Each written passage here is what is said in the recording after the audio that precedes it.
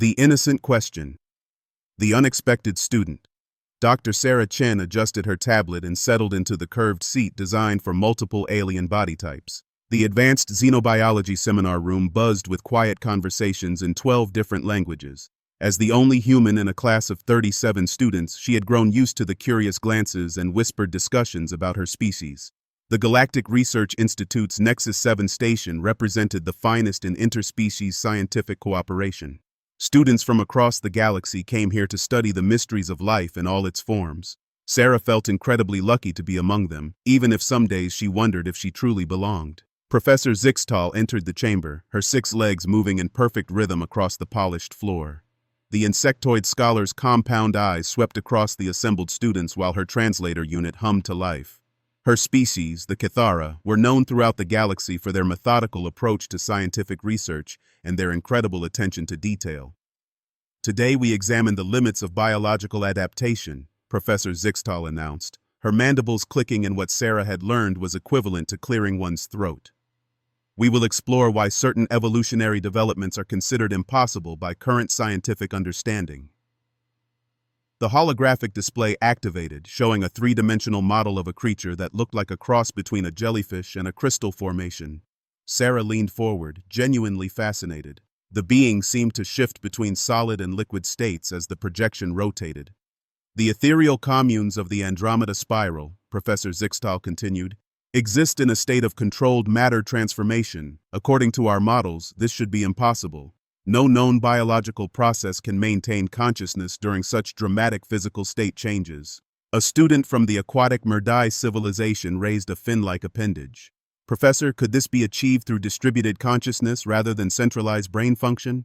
An excellent theory, but energy requirements would exceed any known biological efficiency standards, the professor replied. The metabolic cost would kill the organism within hours. Sarah found herself studying the energy patterns displayed in the hologram. Something about the distribution reminded her of neural network principles she had read about in human neuroscience texts.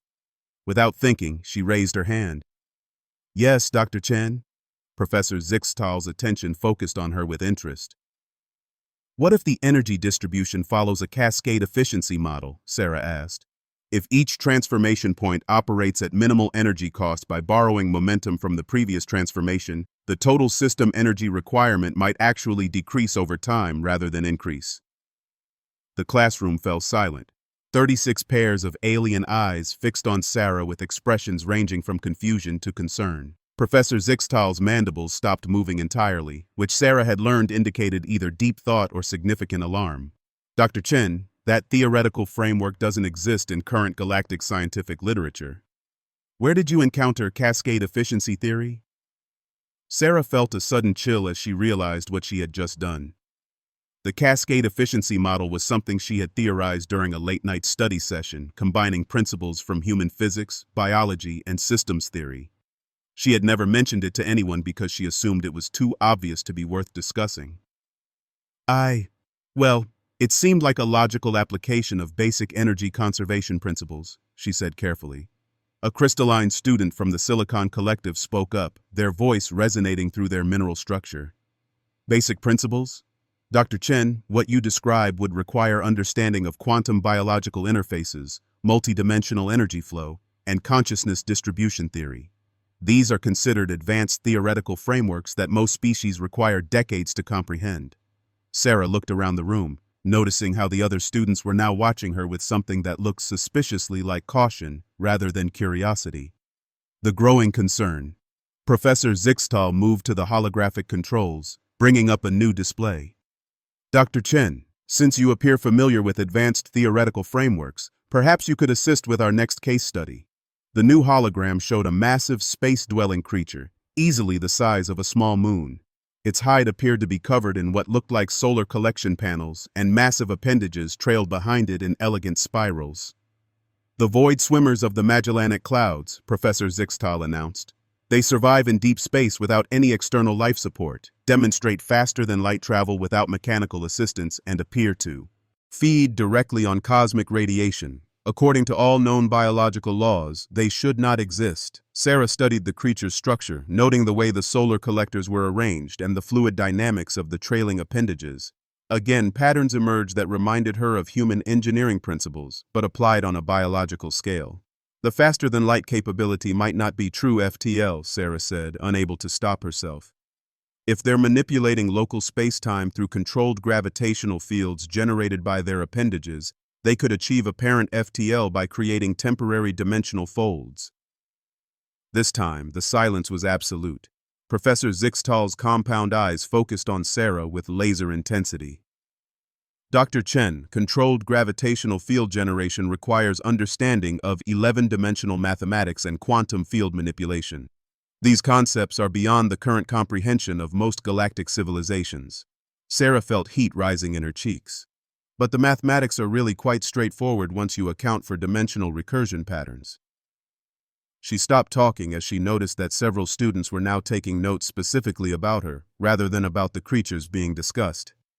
The Zephyrian student to her left had actually turned their recording device toward her instead of toward the professor. "Dr. Chen," Professor Zixtal said slowly, "perhaps you could join me for a brief consultation after class."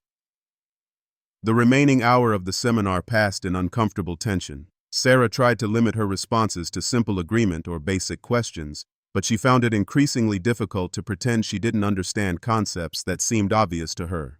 When Professor Zixtal showed examples of impossible evolutionary adaptations, Sarah could see clear pathways for how they might have developed. When theoretical frameworks were described as beyond current understanding, Sarah found herself mentally filling in the gaps with principles that felt fundamental to her. By the time class ended, Sarah was certain she had made a serious mistake. The aftermath. As the other students filed out of the chamber, Sarah noticed the whispered conversations and the way several groups paused to look back at her. The crystalline student from earlier approached her directly. "Dr. Chen," they said, their voice creating harmonic resonances in the chamber, "my species has been studying dimensional mathematics for over 3,000 years. We have dedicated research facilities with thousands of scholars working on the problems you discussed today. How is it that you, a human from a species that achieved spaceflight only recently, seem to understand these concepts intuitively?" Sarah looked at the student, whose name she remembered was Quartzon Prime, and realized there was no good answer to that question. "I guess I just think about problems differently than most people." "Most people, yes," Quartzon Prime said, "but perhaps not most humans?" The implication hung in the air as Quartzon Prime left the chamber, leaving Sarah alone with Professor Zixtal. The professor approached slowly, her 6 legs moving in a pattern that Sarah had learned indicated careful deliberation. "Dr. Chen, in my 40 years of teaching, I have never encountered a student who could intuitively grasp theoretical frameworks that typically require decades of specialized study." Sarah shifted uncomfortably in her seat. "Maybe I'm just good at connecting patterns." "Perhaps," Professor Zixtal said. "Or perhaps there are aspects of human cognitive capability that are not fully understood by the galactic academic community." She activated a privacy field around them, the soft hum indicating that their conversation was now shielded from any recording devices or listening systems. "Dr. Chen, I must ask you directly. Is what we witnessed today representative of typical human intellectual capability, or are you an exceptional individual within your species?" Sarah considered her options. She could lie and claim to be uniquely gifted, which might protect other humans but would subject her to intensive study. She could tell the truth and potentially change how the galactic community viewed humanity, or she could try to deflect and hope the questions would go away. Looking at Professor Zixtal's patient, concerned expression, Sarah realized that deflection was no longer an option. "Professor," Sarah said carefully, "I think there might be some misunderstandings about human educational systems and learning capabilities." Professor Zixtal's mandibles clicked rapidly, which Sarah recognized as intense interest combined with growing concern. "Dr. Chen, I believe it would be wise to schedule a more comprehensive discussion about this topic. There may be other faculty members who should be included in this conversation." As they left the chamber together, Sarah caught glimpses of other students huddled in conversation throughout the corridors. Word was spreading quickly that something unusual had happened in the advanced xenobiology seminar. Sarah realized that her innocent questions had opened a door that might be very difficult to close. The next few days were going to be extremely interesting and possibly quite challenging. The galactic community was about to learn something new about humans, whether Sarah wanted them to or not. The uncomfortable truth. The private meeting Professor Zixtal's office reflected the methodical nature of her species. Every surface was organized with geometric precision, and the walls displayed flowing charts of biological classification systems from across the galaxy. Sarah sat in the adaptive chair while Professor Zixtal paced in precise patterns across her workspace. Dr. Chen, I have reviewed the recordings from today's seminar multiple times, the professor began, her mandibles clicking, and what Sarah had learned indicated serious concern. The theoretical frameworks you reference do not exist in any galactic database, yet you spoke of them as if they were fundamental principles. Sarah took a deep breath.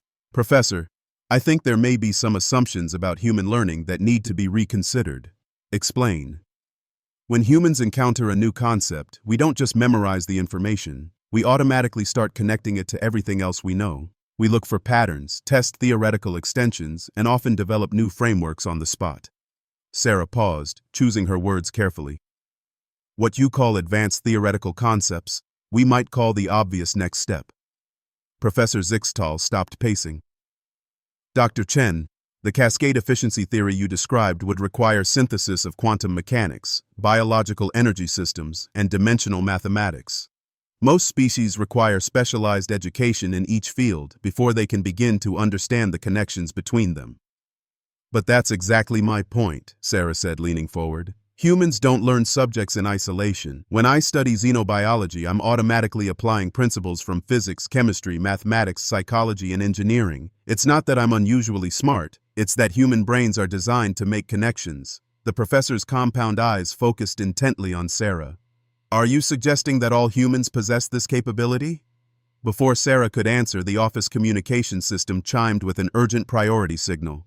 Professor Zixtal activated the display, revealing the concerned face of Dr. Veltar, the reptilian dean of scientific studies.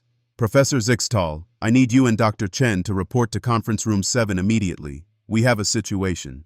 The emergency consultation conference room 7 was designed to accommodate emergency faculty meetings, with seats arranged in concentric circles to facilitate rapid communication between different species. When Sarah and Professor Zixtal arrived, they found 12 faculty members from various departments already assembled. Dr. Veltar's scales had shifted to a deep blue pattern that indicated high stress. Colleagues, we have received reports about today's advanced xenobiology seminar that require immediate investigation. Sarah noticed that several faculty members were studying her with expressions ranging from curiosity to concern. Dr. Mordesh from the physics department leaned forward, her crystalline structure refracting the room's lights into prismatic patterns. Dr. Chen, Professor Zixtal has shared recordings of your theoretical discussions. I must ask, did another faculty member provide you with advanced dimensional mathematics coursework? No, Sarah replied honestly. I've been studying independently, but mostly just basic principles from human educational resources. Dr. Veltar's scales shifted to an even deeper blue. Dr. Chen, what you call basic principles include concepts that our most advanced graduate students struggle to comprehend after years of specialized study. Professor Catherine from the engineering department activated a holographic display showing complex mathematical equations. Dr. Chen, could you review these formulations and tell us if you recognize any of the principles involved? Sarah studied the display for a moment. The equations dealt with energy transfer efficiency and biological systems, but they seemed unnecessarily complicated. These are modeling cellular energy conversion, right? But there's an error in the third equation set. You're calculating energy loss as a linear function when it should be logarithmic. And the efficiency coefficients in the seventh equation could be simplified if you account for resonance amplification.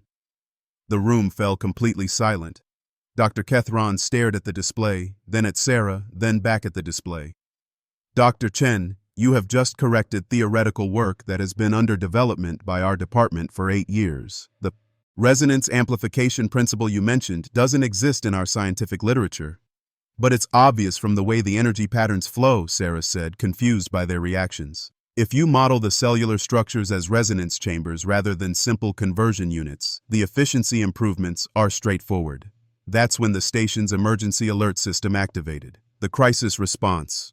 Red warning lights bathed conference room 7 as the automated emergency announcement echoed through the station. Medical emergency in hydroponics bay 7. Atmospheric contamination detected. All personnel maintain safe distance until hazmat teams arrive. Dr. Veltar immediately activated the emergency communication system. Security, this is Dean Veltar. What is the nature of the contamination? The response crackled through the speakers. Unknown biological agent, sir. Readings show rapid atmospheric changes that could be lethal to multiple species. Estimated hazmat team arrival, 47 minutes. Sarah stood up. 47 minutes might be too long. What species are currently in that section? 3 aquatic researchers and 2 crystalline students, came the reply. Without hesitation, Sarah turned to the faculty. Dr. Mordesh, your species can survive in modified atmospheric conditions for approximately 2 hours, correct? And Dr. Kethran, your engineering background includes atmospheric systems? Both faculty members confirmed her statements, looking puzzled. If we could create a temporary atmospheric buffer zone using the emergency life support systems, we could evacuate the trapped researchers safely. Sarah was already moving toward the door. The contamination readings suggest a biological agent that affects oxygen-breathing species primarily. If we reroute the station's emergency atmospheric reserves and create a controlled pressure differential, Dr. Veltar's scales shifted to a pattern Sarah had never seen before. Dr. Chen, you are describing emergency procedures that require Clearance Level 7 authorization and advanced engineering certification. But people are in danger, Sarah said simply. We can figure out authorization later. Professor Zixtal spoke up. Dr. Chen, how do you know these emergency procedures? Sarah paused at the door. Basic safety training. Every human learns emergency response protocols as part of standard education.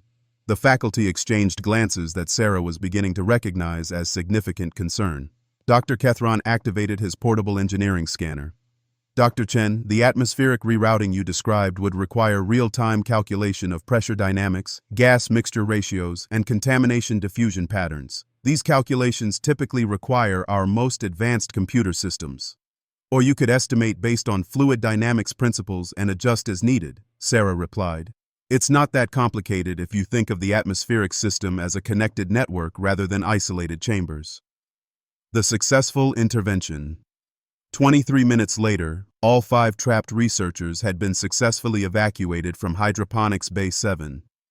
Sarah's improvised atmospheric buffer system had worked perfectly, creating a safe corridor that allowed evacuation without exposing anyone to the unknown biological contamination. Back in Conference Room 7, the faculty sat in stunned silence as they reviewed the incident reports. Dr. Veltar's scales had shifted to a gold pattern that Sarah had never seen before. Dr. Chen, the emergency response protocols you implemented were developed by our top engineering specialist over several years of research. You appear to have understood and applied them intuitively within minutes. And the atmospheric calculations you performed in your head, Dr. Mordesh added, required processing of variables that normally take our computer system several minutes to complete. Sarah looked around the room at the assembled faculty, finally beginning to understand the scope of their concern. I think we need to have a more comprehensive discussion about human capabilities. Professor Zixtal clicked her mandibles in what Sarah recognized as agreement mixed with apprehension. Dr. Chen, I believe it is time for complete honesty. What exactly are humans capable of, and why have you not been forthcoming about these capabilities? Sarah settled back into her chair, realizing that the conversation she had been avoiding was now unavoidable. Professor, the honest answer is that we haven't been hiding our capabilities. We just assumed you already knew. The silence that followed was heavy with implications that would change everything about how the galactic community understood humanity. Dr. Veltar leaned forward, his scales now showing a pattern of intense curiosity. Dr. Chen, please explain what you mean when you say you assumed we already knew. Sarah looked around the room at the expectant faces of some of the galaxy's finest scientific minds and realized she was about to fundamentally alter their understanding of human nature. When the galactic community invited humans to participate in scientific and cultural exchange programs, we thought you were recruiting us because you understood what humans are capable of. We assumed the positions we were offered were based on accurate assessments of human cognitive and problem-solving abilities.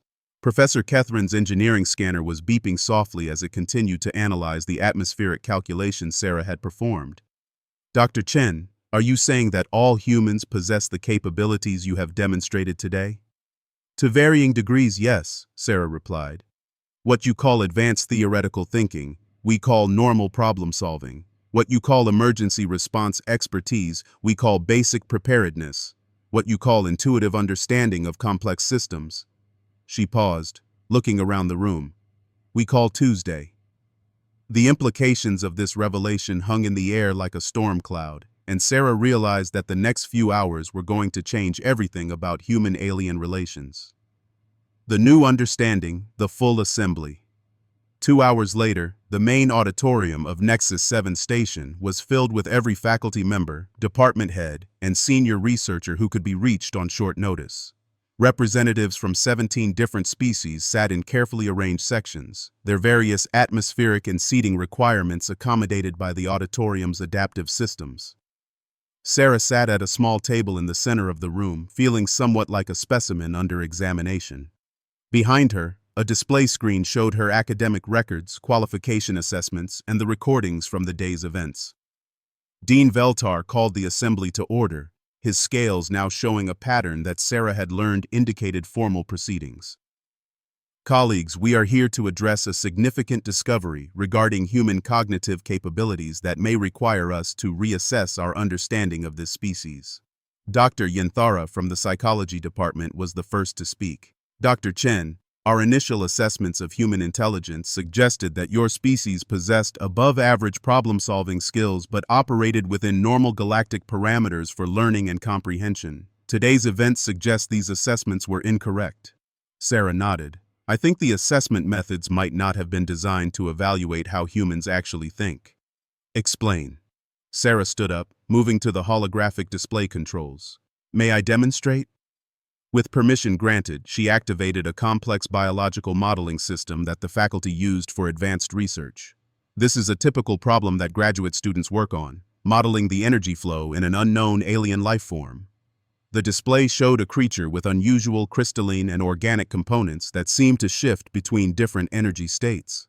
Sarah studied it for a moment, then began manipulating the display. Most approaches would analyze each component separately, she said, isolating different parts of the creature. But humans tend to look for relationships immediately. She began drawing connection lines between different systems. The crystalline components aren't just storage, they're amplifiers for the organic neural networks. The energy shifts aren't random, they're communication patterns. Within minutes, Sarah had developed a complete theoretical framework for how the creature might function, including predictions about its behavior, reproductive cycle, and technological capabilities. Dr. Kethran checked his calculations. Dr. Chen, what you have just demonstrated would typically require a research team several months to complete. But I might be completely wrong, Sarah said with a smile. The difference is that humans are comfortable making educated guesses and then testing them. We'd rather be wrong quickly than right slowly. The other humans, Professor Zixtal, activated the communication system. We have requested that the other human researchers on this station join us for this discussion. Over the next few minutes, 6 more humans entered the auditorium. Sarah recognized Dr. Marcus Webb from the engineering department, Dr. Priya Sharma from cultural studies, Dr. James Liu from physics, Dr. Ana Rodriguez from medical research, Dr. David Kim from communications, and Dr. Fatima Alzara from materials science. Dean Veltar addressed the group. We would like each of you to demonstrate your problem-solving approach to a challenge in your respective fields. What followed was a revelation that left the alien faculty speechless. Dr. Webb was presented with a failing power distribution system. Within minutes, he had identified the problem, developed 3 potential solutions, and begun implementing the most efficient fix while simultaneously improving the system's overall performance. Dr. Sharma was given a complex diplomatic scenario involving first contact protocols with a newly discovered species. She immediately began analyzing the cultural markers, developed communication strategies, and created contingency plans for various potential outcomes. Dr. Liu was shown a theoretical physics problem involving dimensional mechanics that had puzzled researchers for years. He approached it by combining principles from quantum mechanics, relativity, and mathematics in ways that alien scientists had never considered, producing solutions that were both elegant and revolutionary. Each human demonstrated the same pattern: rapid pattern recognition, intuitive connection making, and the ability to synthesize information from multiple disciplines to create novel solutions. Dr. Veltar's scales had shifted through several color patterns during the demonstrations, finally settling on deep purple, a color Sarah had never seen before. Colleagues, the dean announced, It appears we have been hosting 7 beings whose cognitive capabilities exceed our understanding of what constitutes normal intelligence. Dr. Alzara raised her hand. Dean Veltar, if I may, I think there's been a fundamental misunderstanding about why humans applied for positions at this station. Please explain. We didn't apply for these positions because we thought they would be easy or because we wanted to hide among less capable species. We applied because we genuinely wanted to learn from you. Dr. Alzara gestured toward the assembled alien faculty. Your species have capabilities that humans find fascinating and valuable. You have perspectives and knowledge that enhance our own understanding. Dr. Kim nodded in agreement. When humans encounter something new, our first instinct is to understand it and then figure out how to work with it. We assumed you understood this about us and that our cooperation was based on mutual benefit rather than charity. The external threat. As if summoned by the dramatic timing that seemed to follow humans wherever they went, the station's alert system activated once again. This time the warning was even more serious. All personnel, this is Station Command. We have detected 3 unidentified vessels approaching on an intercept course. Ships are not responding to communication attempts and are displaying hostile movement patterns. Estimated time to contact, 47 minutes. The auditorium erupted in concerned voices as faculty members began discussing evacuation procedures and diplomatic protocols. Sarah looked at her fellow humans and saw the same expression on all their faces.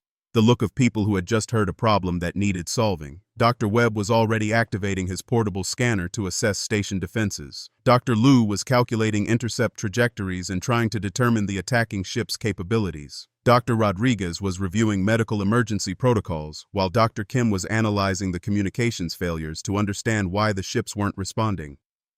Sarah turned to Dean Veltar. Sir, what are the station's defensive capabilities? Dr. Chen, this is a research facility. Our defensive systems are minimal, designed primarily for asteroid deflection and minor emergencies. What about evacuation procedures? Limited. Our evacuation ships could accommodate perhaps 40% of current station population. Sarah looked around at the hundreds of faculty and students who called Nexus 7 home, then at her fellow humans who were all reaching the same conclusion she was. Dr. Sharma spoke first. Dean Veltar, would you be open to suggestions regarding alternative approaches to this situation? Dr. Sharma, if you have ideas that could help protect the station population, I would be very interested to hear them. What followed was 15 minutes of the most intensive collaborative problem-solving the alien faculty had ever witnessed. The 7 humans worked together like a single organism, each contributing their expertise while building on each other's ideas. Dr. Webb identified ways to boost the station's power output and strengthen structural integrity. Dr. Liu calculated optimal positioning to minimize vulnerability while maximizing defensive potential. Dr. Kim developed communication strategies that might work even with hostile vessels. Dr. Rodriguez prepared for multiple casualty scenarios, while Dr. Alzara identified materials that could be rapidly converted into emergency shields. Dr. Sharma coordinated the overall strategy while Sarah worked on contingency plans for various outcomes. The resolution. When the hostile vessels arrived, they found Nexus 7 transformed. The research station had become something unprecedented, a facility where human ingenuity had been seamlessly integrated with alien technology and knowledge. The attacking ships, expecting to find a helpless research facility, instead encountered a target that was simultaneously broadcasting diplomatic overtures in 17 different languages, displaying defensive capabilities that exceeded those of military installations, and demonstrating coordination that suggested massive defensive support. More importantly, the station was broadcasting detailed scans of the attacking vessels, complete with identification of their species, technological capabilities, and even suggestions for improved engine efficiency. A distinctly human touch that confused the attackers enough to pause their assault. Dr. Kim's communication breakthrough came when he realized that the attacking ships weren't hostile. They were desperate refugees whose communication systems had been damaged, making them appear threatening when they were actually requesting help. Within 2 hours, what had begun as a potential battle had become a rescue operation, with Nexus 7 station providing emergency repairs, medical assistance, and temporary shelter to 3 shiploads of displaced researchers from a distant system whose home station had been destroyed by a natural disaster. The new partnership. In the aftermath of the crisis, Dean Veltar called for a final assembly. The auditorium was now filled not only with the station's regular population, but also with grateful refugees who had been saved by the unprecedented cooperation between human ingenuity and alien expertise. Colleagues, Dean Veltar announced, his scales showing a pattern of deep satisfaction and excitement. Today we have learned something important about cooperation between species. He gestured toward the 7 humans. We invited these researchers to our station believing we were offering educational opportunities to a developing species. Instead, we discover that we have been the beneficiaries of collaboration with beings whose cognitive capabilities complement our own in remarkable ways. Professor Zixtal clicked her mandibles in agreement. The human approach to problem-solving, rapid pattern recognition, interdisciplinary thinking, and adaptive strategy development enhances our own methodical and specialized approaches. Dr. Yenthara from psychology added, more importantly, humans appear to possess an intrinsic drive to help others, even at personal risk. This is not merely intelligence, it is character. Sarah stood up to address the assembly. Dean Veltar, if I may speak for my colleagues, we would like to propose a new model for human-alien cooperation at this station. Please proceed. Instead of pretending that humans are just another student species learning from superior alien knowledge, what if we acknowledge that each species brings unique strengths to our community? Humans can contribute rapid problem-solving and adaptive thinking. Your species contribute deep expertise, methodical research, and perspectives that humans cannot achieve alone. Dr. Kim added, we propose that research teams be formed based on complementary abilities rather than species separation. Human creativity combined with alien expertise could accelerate discovery in ways that benefit everyone. The vote was unanimous. The future 6 months later, Nexus 7 Station had become the most productive research facility in the galactic network.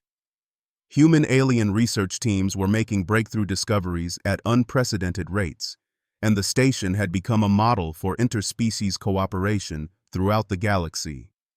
Sarah stood in the advanced xenobiology classroom, now teaching alongside Professor Zixtal.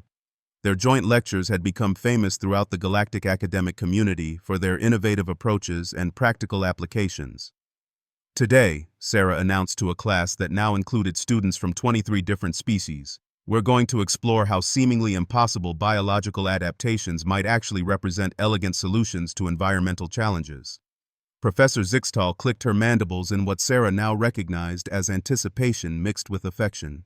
Dr. Chen will demonstrate the human approach to theoretical framework development, while I will provide the methodical analysis needed to test these theories. As the holographic display activated to show their first case study, Sarah smiled at the eager faces, and sensors, and compound eyes, and crystalline structures of her students.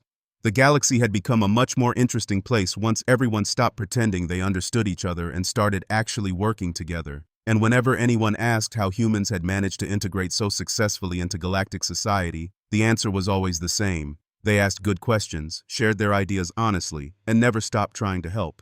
It turned out that was exactly what the galaxy needed.